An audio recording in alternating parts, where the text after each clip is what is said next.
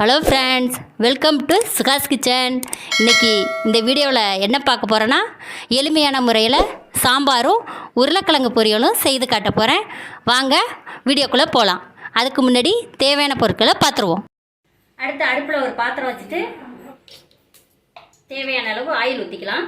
சமையல் எண்ணெய்,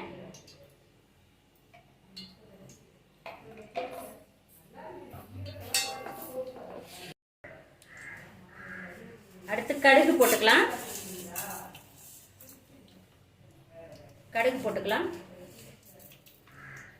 கடுகு நல்லா பொரியட்டும்.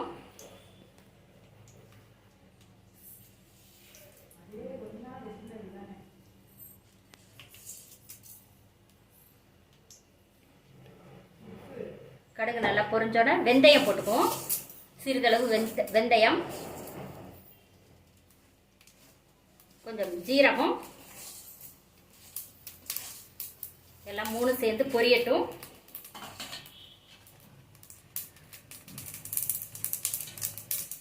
கடுகு வெடிக்குது. வரமிளகாய் கிள்ளி போட்டுக்கலாம். ஒரு 5 போட்டுக்கிறேன். சாம்பார் நான் கொஞ்சம் கூட வைக்கிறேன், அதனால 5 போட்டிருக்கேன். நீங்கள் தேவையான அளவு போட்டுக்கோங்க. மிளகாய், வரமிளகாய், பச்சை மிளகாய்,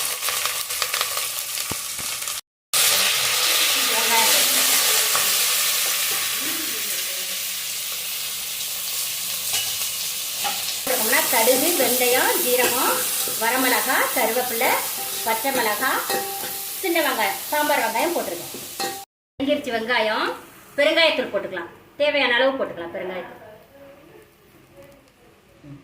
இப்போ நான் பருப்பு வேக வச்சிருக்கேன். இந்த பருப்பில் என்ன போட்டிருக்கேன்னா, ஒரு பல்லாரி கட் பண்ணி போட்டிருக்கேன், 3 பச்சை மிளகாய் போட்டிருக்கேன், 4 தக்காளி போட்டிருக்கேன், கொஞ்சம் பெருங்காயத்தூள், கொஞ்சம் மஞ்சத்தூள் போட்டு பருப்பை 3 விசில் வச்சு வேக வச்சுருக்கேன். அதை இப்போ ஊற்றிக்கலாம்.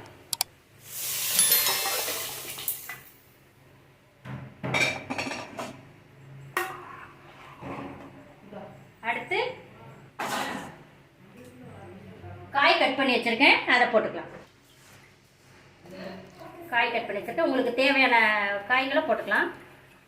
சாம்பாருக்கு தேவையான காய்களை போட்டுக்கலாம். அடுத்து மஞ்சத்தூள் போட்டுக்கலாம். தேவையான அளவு போட்டுக்கோங்க. அடுத்து சாம்பாருக்கு தேவையான மிளகாத்தூள் போட்டுக்கலாம். தனி மிளகாத்தூள் நான் 1 ஸ்பூன் போடுறேன். அடுத்து குழம்பு மிளகாத்தூள் போடுறேன், 1.5 ஸ்பூன் போட்டிருக்கேன். உங்களுக்கு தேவையானது எவ்வளவோ போட்டுக்கோங்க.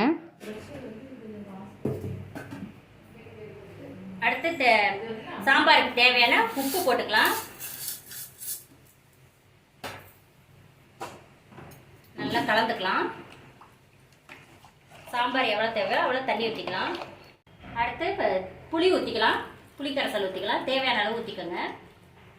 அதிகம் ஊற்ற வேண்டாம், புளிக்கும். கலந்துக்கலாம். இப்போவே உப்பு பார்த்துக்கலாம். உப்பு, காரம், புளிப்பு பார்த்துக்கலாம்.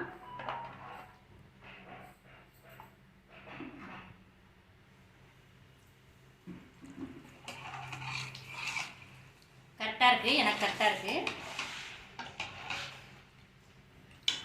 சாம்பார் கொதிக்கட்டும்.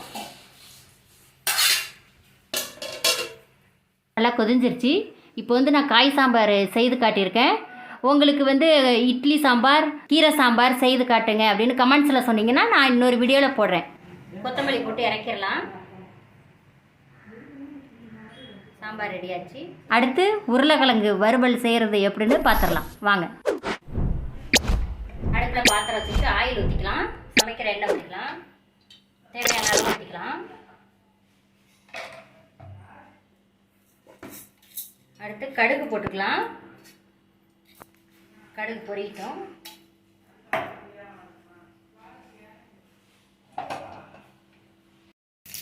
கடுகு பொரிஞ்சிருச்சு. கருவேப்பிலை போட்டுக்கலாம்.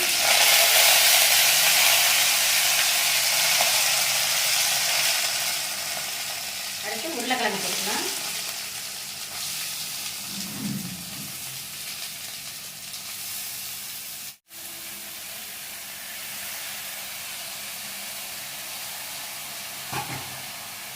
அடுத்து சால்ட் போட்டுக்கலாம். தேவையான அளவு உப்பு போட்டுக்கலாம்.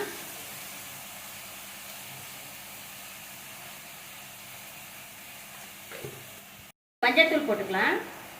1/2 ஸ்பூன் மஞ்சள்தூள், தேவையான அளவு போட்டுக்கோங்க. நல்லா கிளறி விட்டுக்கலாம். உப்பெல்லாம் நல்லா சோறணும், மிக்ஸ் ஆகணும்.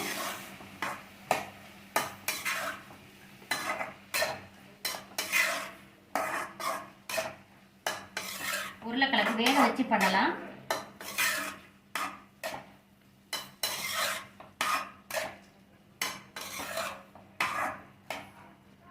அடுத்து தட்டை போட்டு மூடிடலாம். வேகட்டும், வெந்து வரட்டும்.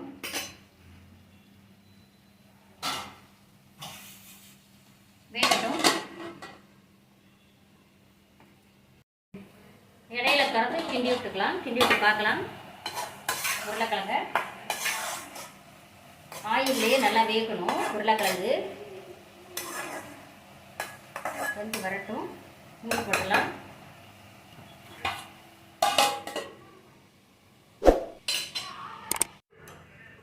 உருளைக்கிழங்கு வெந்துருச்சானே திறந்து பார்த்துடலாம். உருளைக்கிழங்கு ரெடியாச்சு. நல்லா வெந்துடுச்சு. நல்ல வாசம் வருது.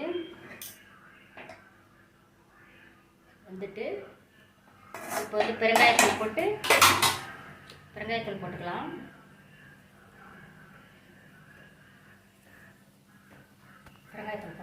தேவையான அளவு போட்டுக்கோங்க. வாய்வெல்லாம் எடுக்கும்.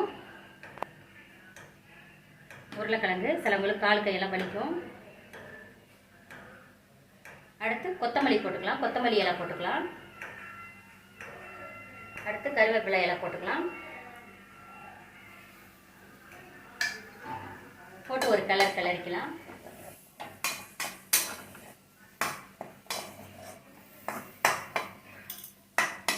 உருளைக்கிழங்கு இந்த மாதிரி உங்கள் வீட்லேயும் செஞ்சு சாப்பிட்டு பாருங்கள். சாப்பிட்டுட்டு வீடியோவுக்கு லைக் கொடுங்க, ஷேர் பண்ணுங்கள், சப்ஸ்கிரைப் பண்ணுங்கள். அடுத்த வீடியோவில் பார்க்கலாம். பாய். சுட சுட வடித்த சாதம்.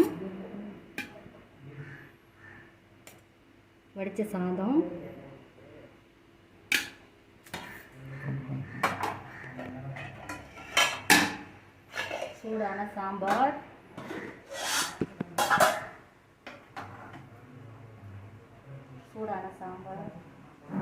காய் சாம்பார்,